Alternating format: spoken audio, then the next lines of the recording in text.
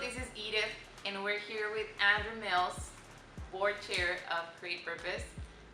We're doing this series of getting to know us, getting to know our board, and that's why we're so excited to have you here, Andrew. Welcome. Happy to be here. So please tell us a little bit more about yourself. Like, people don't know what's your story with us, so when did you start, how did you start, who brought you into Create Purpose, and what are you doing in Create Purpose? Sure. Yeah, loaded question, but I was there, so I know the answers. But I went on a mission trip about 8 years ago with Nicholas, and we built soccer fields and taught some of the kids in the orphanage how to use power tools. I didn't, because I don't know how to use them, but other people did, and we made bunk beds and picnic tables for them to eat at, and we just really clicked, me and Nick. And we didn't just want this to be like a one-time thing, like, oh, look at me, I'm doing good, and that was all cool, but we wanted more. And the fact that it was so close to home, I'm not from Los Angeles, but the proximity of coming down to Mexico, that really caught me. And we just were talking about all the different things we could do after that first trip. And then we kind of got connected with Corazon de Vida after that, and they do a great job providing basic needs for a lot of these orphanages. And we got to go down and meet the kids and meet other people from the organization, but there was something missing, right? And Nick was racking his brains out about this, and he's like, what is the root of all this, right? What are the statistics and all that? Like, for me, I don't know any of that stuff. I'm just here to help. You call me board chair, call me whatever you want, just call me. That's the kind of guy I am. So Nick came up with this idea with some other folks about how you could develop and really give these kids a shot at life, really, when they get out of the orphanage. What happens at age 18?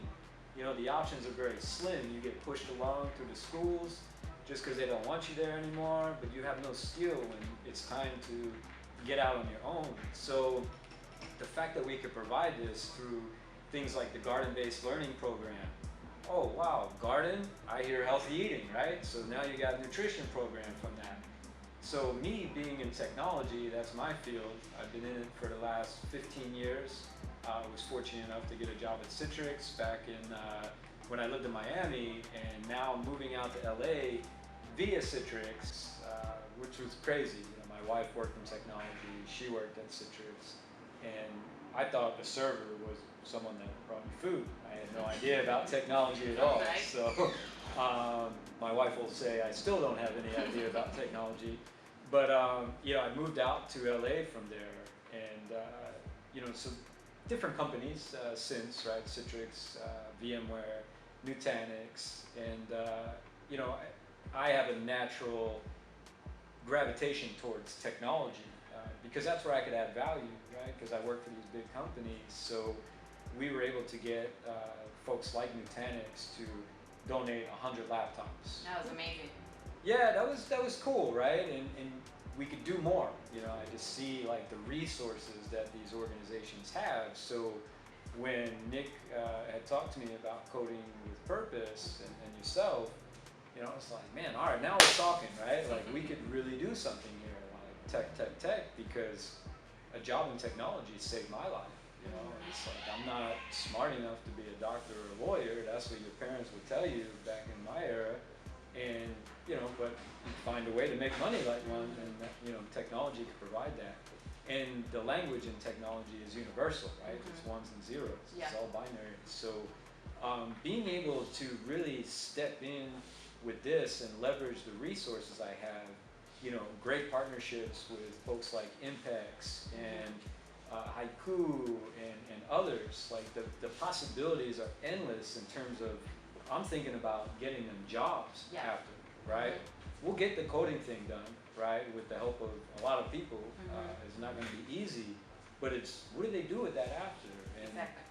that's really, my thing is, you're going to come down here and you could go and visit and do all these cool things, and it's a great city to visit, and there's some beautiful places to see, but you know, what do you do after that, right? You know, just because you're up in the U.S. or just because you're across the world doesn't mean you can't make an impact. And you know, I was always taught if you're going to open your mouth, think twice. Number one, I don't do that very good, but I do back up what I say. Just growing up in Philly, you could not talk and then not do it. So I'm more of a say it. If you're going to say it, display it. Okay. So being able to roll up my sleeves and try to bring people together, right? I'm not the most technical person, but you know, I have a 13-year-old son, and being able to involve him in something like this, right? You know, like my parents, good people, they would always want to do good things.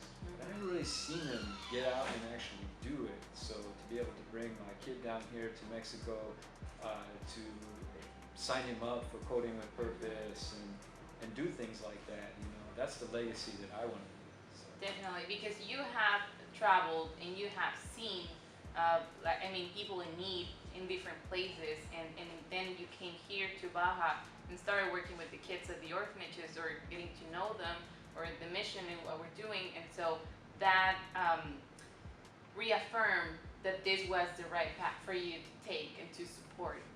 Yes, yeah. Like the other organizations that I've been involved with, it's a lot of like just sign the check or give this, and you don't really see where it's going. And being able to come down here for the last 8, 9 years, you know, I could see the progression, like being able to see the one gal, hey, I'm going to go to college to be a dentist, to her going through college and still giving tours and you know, coming back and giving back. Like when these children can come back to the orphanage and give something back, like that is what's going to kind of break this cycle, to use whatever fancy marketing terms are out there. Definitely. So going in that line, what is your vision for Create Purpose? What is your wildest dream about the work that you want to do at Create Purpose and you are doing, and also the work that you think we all as a community, as humanity, as Nicholas says, can do? Yeah, I mean, as holistically with Create Purpose, you know, the name itself to me says it all. Like I would love to go around and ask people, what does it mean to you to create purpose, right? And that answer is different for everybody. You know, I think here it's providing a way, a platform for these children to be productive members of society, but not just that, you know, like the survival part, but the thrive part. They're surviving and then they're thriving. In Create Purpose, we're going to build a platform for them to thrive. Why? Well, number one, because that's the right thing to do, but number two, because they're going to come back and just make this thing bigger. So while we're very focused here in Baja, Mexico, you know, this thing could be worldwide. So that's my vision, because, you know, being able to travel around the world for work, you know, we meet a lot of people. So we have the connections in a lot of different places, but we need to perfect it here and have the success stories here, which we do now. And then that's when we could really take it to the next level. So while I love what we're doing here, why are we just doing it here? So that's kind of my big vision, a bit goofy, but you know, I think technology allows us to do this. I think, you know, with the emergence of Zoom this past year, you know, getting partnerships with people like that, you know, because we have it, it's tangible, you could see it. And that's when people get involved, they want to see the impact. And most people don't, right? They get something in the mail for the ASPCA. Oh, cool, you know, I fed a dog, and that's, you know, that's awesome, but like you don't see that dog, you don't see progression, like what impact are you really making? So that's kind of, you know, I think we could get involved with many more technologies, especially now that Coding with Purpose is out. Definitely. I've been salivating, waiting for it to like really have something to offer. Because I'm someone where if I'm going to offer you something, like it's going to be something. Like you could look under the hood and go for it. You know, I want you to do that because it's only going to make us better, and the program better, and the children better. Definitely. As that parent, as a dad, what would you tell other parents about the need for technology, for their children to learn technology, knowing the world that we live in? Yeah, you know, I was raised by my grandparents, so it's super old school. Like, no, no, don't touch it. If you break it, you know, we can't afford to buy a new one. Parents really are at a crossroads at the moment because it's like the screen time thing you'd always want to complain about. You know, like I'm an active guy, I have to be in front of the screen for work, so I can't wait to get the hell off it.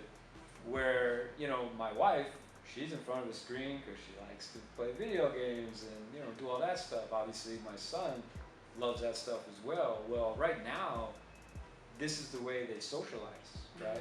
You know, they're locked down because of the pandemic. Some of their friends haven't seen anybody, you know. I'm more on the other side, you know, respect it, but we've been surfing and things like that. But the socialization, for him to be able to meet other students within this class is what's most important to me. To me, technology can be taught and learned where, you know, the social aspect and your heart, you know, like that is something you grasp just by genuinely being interested in people, right? And asking those questions, you know. Definitely. What's your story? What about you? So I think for him and me and parents out there, your kid's gonna get technical knowledge, which today is never gonna hurt, right? We talked about coding being the present, not the future anymore. They're going to be able to be creative. I think creativity is limited by a lot of things now because of things like YouTube. Like, he watches videos of kids playing with the toys, or, you know, playing with the games, and I'm like, what the heck? Like, what are you doing, man? Like, you have that game, go play with it, you know? Yeah. So, you know, I think they feel like they have to mimic some of these people versus create their own image. And, you know, he's a big Lego kid, so, you know, they have the ones that you buy, and, you know, it's the set you're building is Star Wars, something or other, you know, something Disney. Yeah, and he follows the instructions good. And, you know, short story long on that, I love when he builds it freestyle, right? So it allows the creativity piece, which isn't necessarily being taken away, but I don't think it's as encouraged as much as it was. And that's what coding encourages. Yes. See, I'm a guy that colors outside the lines, and my kid does too. So, you know, that's what I like. And then the social part. Definitely. And the Anything fact else? that you could do something good, like you're providing it a one-to-one mapping to a kid, and why coding with purpose versus the 50 other ones that are out there? Well, here's what you're doing. Right? Exactly. And we're talking about this for children like yours that live with their parents in a let's say a privileged setting, because if you have parents, you're privileged. So that's why we're saying this for the children at the orphanages is a must also, so they don't fall behind. Yep. Well, thank you so much. Is there anything else you would like to tell everybody?